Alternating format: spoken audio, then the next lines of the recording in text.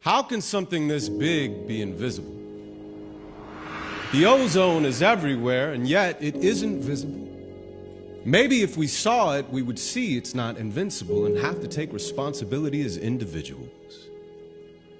How can something this big be invisible? If it's all around us, it should show itself on pure principle. The scientists are claiming that the damage is residual and climate change data is reaching levels that are critical, yet somehow that's political. We argue over math. Our citizens are too cynical to believe in facts. We make excuses and hold on to the recent past.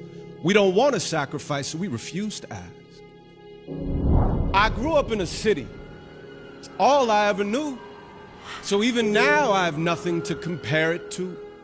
I have to hit the park to see more than a tree or two. I have to visit nature like it's in a freaking zoo.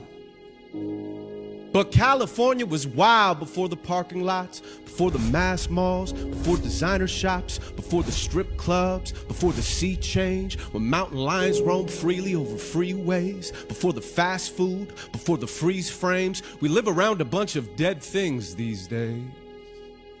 It's not an argument for better or worse. It's an observation on how we've been treating Mother Earth. And we always seem to mistreat the ones we love first.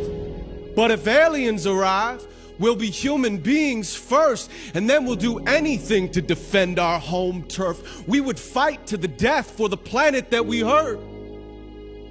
See, we protect what is ours. My land, my life, my house, my kids, my job, my wife, my dog, my car, my country, my culture. But when it comes to nature, our perspective is external. The planet, the forest, the ocean, the skies, the mountains, the valleys, always the. Never mind if it's not me, never mind, I'm too busy all the time. And without the ownership, we ignore the warning signs. Just look at all the species on the planet that are dying.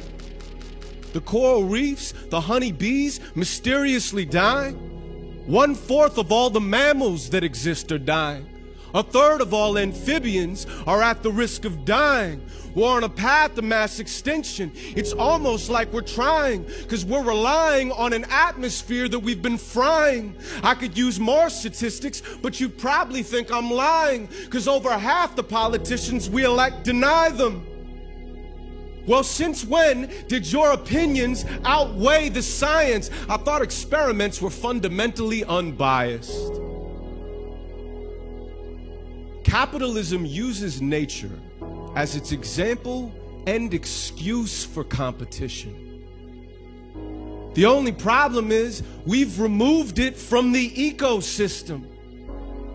Profit and balance in the market are attainable, but growth without a conscience is completely unsustainable.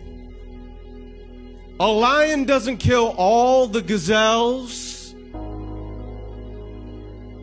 Why do we have to have it all to ourselves?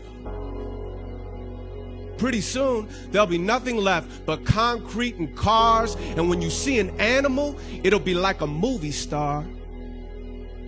The planet, the forest, the ocean, the skies, the mountains, the valleys, always the. Never mind if it's not me, never mind, I'm too busy all the time. And without the ownership, we ignore the warning signs. Our planet, our forest, our ocean, our skies, our mountains, our valleys, always we. Always mine, my planet, my forest, my ocean, my skies, my mountains, my valleys, always we. Always mine, always me, always yours.